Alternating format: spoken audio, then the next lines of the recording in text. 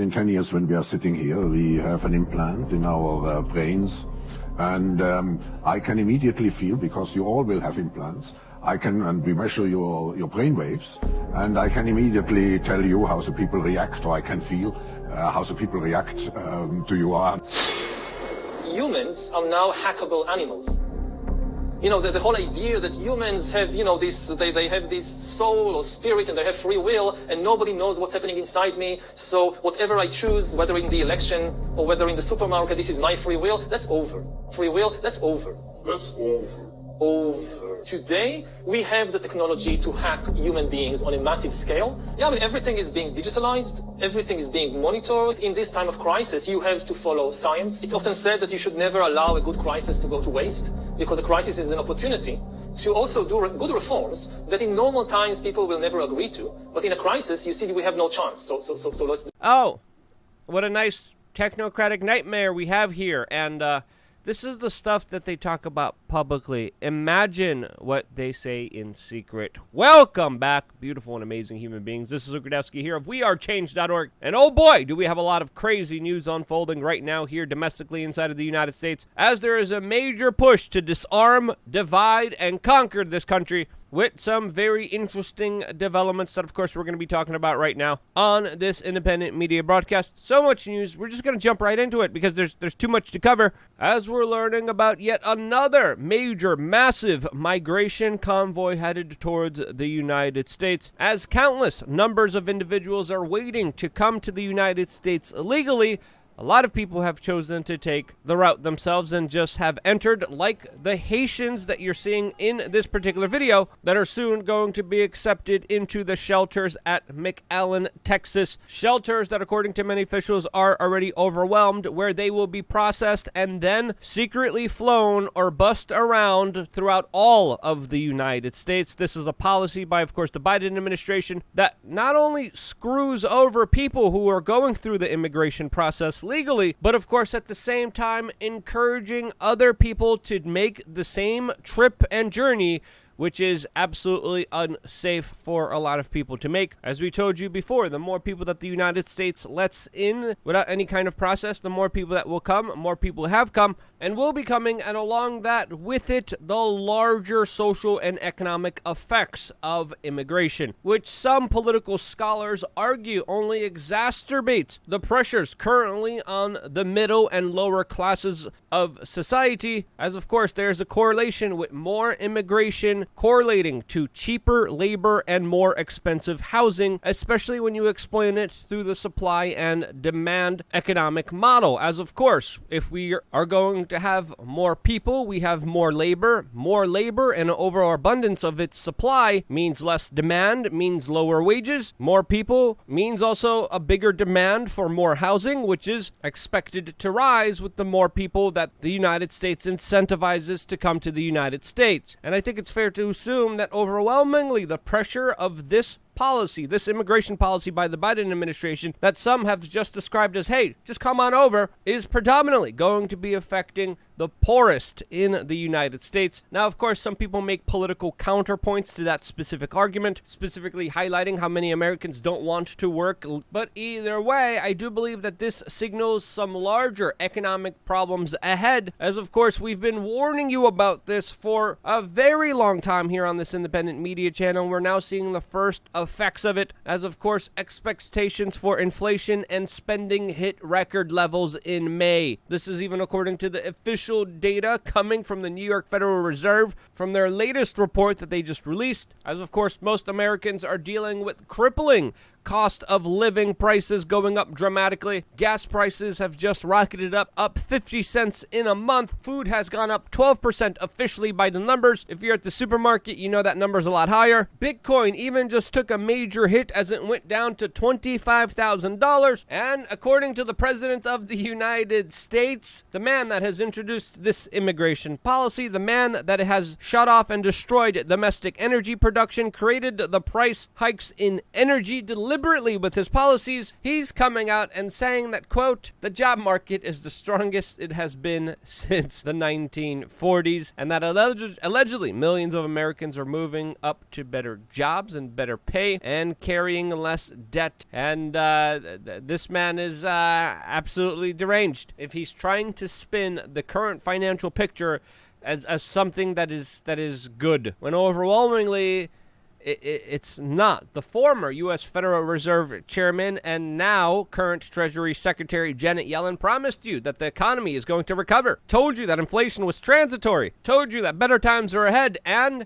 now even her own colleagues, individuals like Larry Summers, a friend of Mr. Epstein, by the way, Obama's top economic advisor, came out publicly and said that there will be a recession. Gas prices will keep going up, and we are facing some serious economic consequences, countering, of course, the PR marketing lies of Janet Yellen. Even the President of the United States is telling you that inflation will last with us for a while, and gee, you don't say so. As, of course, his policies that have been prioritizing political, philosophical gestures of a great reset have, of course, been wreaking havoc on the American people. Along with that, also the people of the world. And then what did you expect with Biden going along lock, stock, and barrel with, of course, the great reset and the Build Back Better agenda, which he has toted himself for promoting and pushing. But don't worry, out of all the chaos, all the suffering that is being caused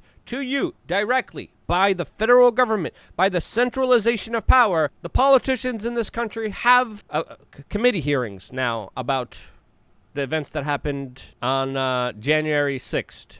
Yes, the main things that the current political establishment is focusing on is hearings surrounding January 6th. Yeah, that's going to be really helpful. Yeah, that actually has some kind of impact and effect on my life, said no one ever. In the real world, dealing with the larger consequences of the Great Reset, which, of course, again, I want to talk about January 6th in just a little bit. But before we do, I have to tell you about LukeUncensored.com, our own platform, where we actually get to say and do whatever we want. We have to be limited in the type of discussions that we can have on this particular platform.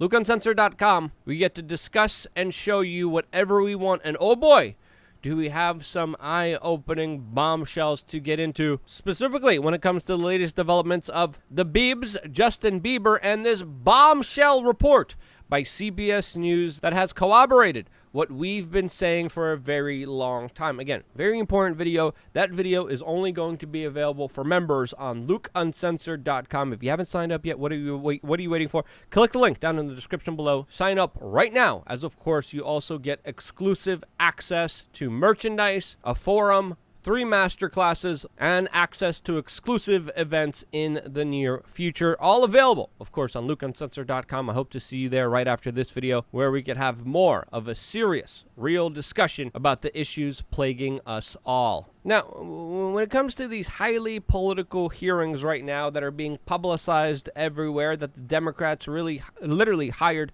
the heads of corporate media networks in order to make it a primetime event, on average, the consensus I'm seeing of the normal people reacting to this is, so what? What's going on here? What's the bombshell? Well, there's not many. Today we got a headline that Rudy Giuliani was drunk, and that allegedly he was telling Trump to declare victory during the presidential election, which the former president of the United States did not do. How is that a bombshell? How is that relevant? An advisor got drunk, said some things that weren't carried out. Okay, yeah, that's it. But it's Rudy Giuliani. Okay. There's also Ivanka Trump, who said that the election was too early to call. Okay. And again, with nothing burgers like this is why many people are calling these trials a show trial, which by definition, according to the Cambridge Dictionary, is, quote, a trial organized by a government in order to have an effect on public opinion and reduce political opposition, and not in order to find the truth. And a lot of people are comparing these committee hearings to show trials, as of course we're not getting a lot of new information from them at all. There should be some serious investigations, though, and some serious serious questions raised, specifically to the explosions that were left in Washington, D.C. that were found by Kamala Harris's private security. Why haven't we gotten any kind of answers in one of the most surveilled, spied on districts in all of the United States? You're telling me that we cannot find a person that laid explosives in Washington, D.C.? And why isn't that the topic of discussion? Why aren't we discussing how the rotunda doors inside of the U.S. Capitol were opened deliberately? Doors that weighed 20,000 pounds could only be opened from the inside, as they were secured by very strong magnets locked with a code. Who entered the code? Who opened the doors? How many undercover agents were involved in this larger plot? And why were police officers waving people in? Some very serious questions that, of course, sadly, this committee so far has not addressed, and it looks like they won't be addressing anytime soon, as, of course, these questions are counter-narrative, and they don't go along with the larger agenda that is being pushed here, as, of course, the political establishment of the United States has recently weaponized the DOJ, the FBI, the CDC for their own political benefit, and now these are the same individuals pushing red flag laws and laws that would limit your ability to defend yourself, which a lot of people are rightfully questioning, as of course the last 2.5 years have highlighted a very important lesson for a lot of Americans, to specifically what happens when they give up their rights. We're told that we should only trust law enforcement and the authorities with weapons, the same law enforcement and authorities that of course act more cowardly and yellow-bellied than Uphand in Saving Private Ryan without the redemption arc. As today, we're also finding out that the police department in Texas is trying to cover up their records, trying to hide details and information from the general public when it came to their disastrous response to a recent major event in Texas that, of course, the world is talking about and politicians in D.C.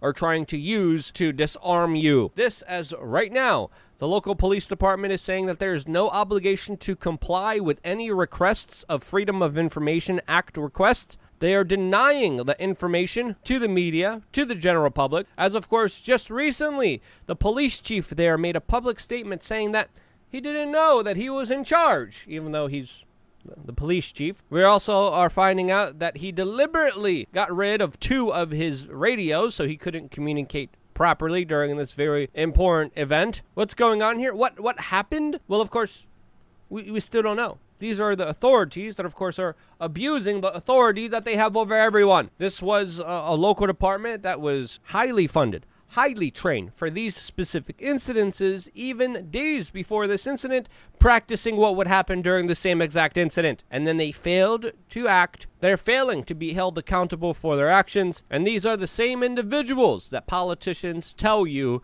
that you should put your full faith in, your full trust. You don't need to protect yourself. You don't need to defend yourself. These guys will do it for you. My response, yeah, no thank you. That's my response. Your response might be different. What's your response? Let me know down in the comment section below. Do you disagree with me? Let me know why down below. I always appreciate the constructive criticism. I always appreciate the conversation of being able to see a perspective that I wouldn't naturally see myself. We all have our biases. We all have our own perspectives and opinions. These were just mine. If you thought I was wrong, I would love a discussion. If you thought I was right, share this video with your friends and family members. It is more imperative than ever, truly. Lots of strange things have been happening to this channel and the kind of algorithm ratings, and the only few way that these videos get out there to the general public is by you actively just sharing this URL, double-clicking it, going into your messenger. Someone messages you, just close your eyes, just scroll the wheel. Doesn't matter. Send this video to anyone, and because you do that, I'm still here, and I wouldn't be here if it wasn't for you. This is why I love you guys. One more video coming your way on LukeUncensored.com. Stay tuned for more here on wearechange.org.